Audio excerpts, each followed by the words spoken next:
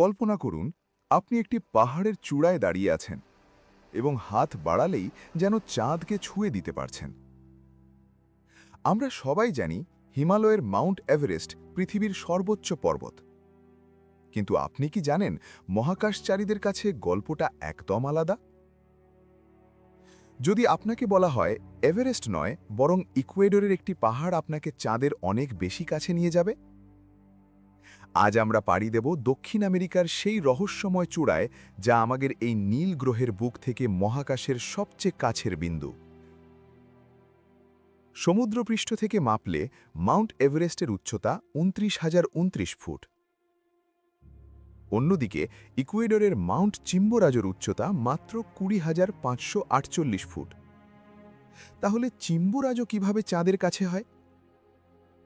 এখানেই বিজ্ঞানের সবচেয়ে বড় টুইস্ট।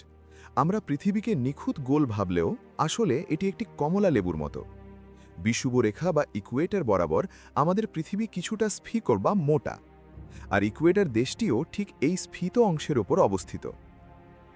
বিজ্ঞানীরা যখন পৃথিবীর কেন্দ্র বা কোর থেকে দূরত্ব মাপেন, তখন দেখা যায় চিম্বোরাজো এভারেস্টের চেয়ে অনেক এগিয়ে।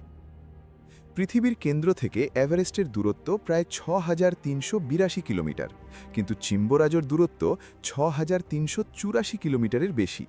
অর্থাৎ চিম্বোরাজো আমাদের গ্রহের কেন্দ্র থেকে প্রায় ২,১৬৮ মিটার বেশি দূরে ঠেলে দেওয়া হয়েছে। এই কারণেই যখন আপনি চিম্বোরাজোর চূড়ায় দাঁড়ান, তখন আপনি আক্ষরিক অর্থেই পৃথিবীর অন্য যে কোনো মানুষের চেয়ে মহাকাশ এবং চাঁদের সবচেয়ে কাছাকাছি অবস্থান করেন।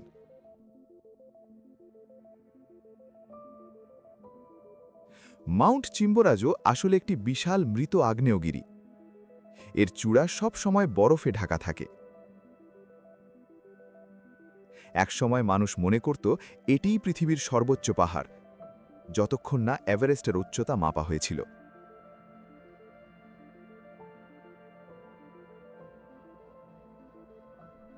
কিন্তু মহাকাশ যুগের শুরুতে বিজ্ঞানীরা আবার এই পাহাড়টির গুরুত্ব বুঝতে পারেন।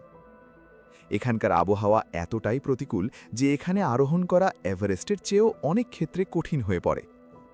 প্রকৃতি আমাদের শেখায় যে দেখার দৃষ্টিভঙ্গি বদলে গেলে সত্যটাও বদলে যেতে পারে। আপনি যদি উচ্চতা খোঁজেন তাহলে এভারেস্ট সেরা, আর যদি চাঁদকে ছুঁতে চান তাহলে চিম্বোরাজোই আপনার গন্তব্য।